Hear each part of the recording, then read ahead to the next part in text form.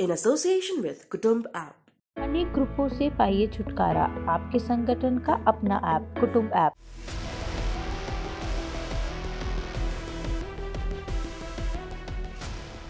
रूस ने जिस तरह यूक्रेन पर आक्रमण करके ये दिखा दिया कि उसके खिलाफ जाने का अंजाम कितना बुरा होता है और इसी को लेकर पूरी दुनिया की नींद उड़ी हुई है। इसी वजह से तमाम देश अपनी सुरक्षा को लेकर चिंतित है और इसी बीच जर्मनी ने अपना रक्षा बजट को जबरदस्त बढ़ा दिया है। उन्होंने रूस से दूरी बनाते हुए अमेरिका का एक लड़ाकू विमान खरीदने की घोषणा कर दी है। लेकिन जर्मनी कितना ज्यादा बढ़ा रहा है अपना सैन्य बजट और अमेरिका का वो कौन सा फाइटर जेट है जिसे जर्मनी खरीदने जा रहा है, ये हम आपको बताएंगे। नमस्कार, जय हिंद, वंदे मातरम। आप देख रहे हैं भारत तक, मैं हूं आयुष। दरअसल जर्मनी के जो चांसलर है ओलाफ सोल्ज, उनको पता है हर देश अपनी सैन्य क्षमता बढ़ा रहा है और इसीलिए उन्होंने साफ कहा है कि जर्मनी अपने सशस्त्र बल विशेष कोष में 100 अरब यूरो देने जा रहा है। इसी के साथ जर्मनी का रक्षा बजट बढ़कर कुल जीडीपी का 2% हो जाएगा। 2021 में जर्मनी का पूरा रक्षा बजट 47 अरब यूरो ही था। चलिए अब जो आंकड़ा नाटो देशों का है जर्मनी के लिए वो बता देते हैं। तो नाटो के आंकड़ों के अनुसार जर्मनी 2021 में अपने सकल घरेलू उत्पाद का 1.53% ही रक्षा पर खर्च कर रहा था। जर्मनी के इतने कम रक्षा बजट की अमेरिका कई बार आलोचना भी कर चुका है।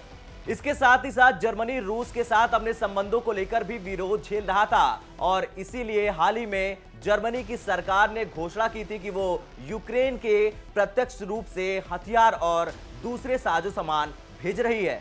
सोल्ज ने कहा कि हमें स्वतंत्रता और लोकतंत्र की रक्षा के लिए अपने देश की सुरक्षा में और अधिक निवेश करना होगा। सरकार ने अपने 2022 के बजट से सैन्य निवेश के लिए 100 अरब यूरो की आपूर्ति करने का फैसला किया है। जर्मनी लॉकहीड मार्टिन F-35 लड़ाकू विमान को खरीद सकता है। यह अत्याधुनिक लड़ाकू विमान पुराने पड़ रहे टॉर्नेडो की जगह लेगा, लेकिन नेक्स्ट जनरेशन के लड़ाकू विमान और टैंक यूरोप में यूरोपीय भागीदार खासकर फ्रांस के साथ संयुक्त रूप से बनाए जाने चाहिए। जर्मनी को ऊर्जा आपूर्तिकर्ता के रूप में रूस पर अपनी निर्भरता कम करने के लिए तेजी से आगे बढ़ना होगा।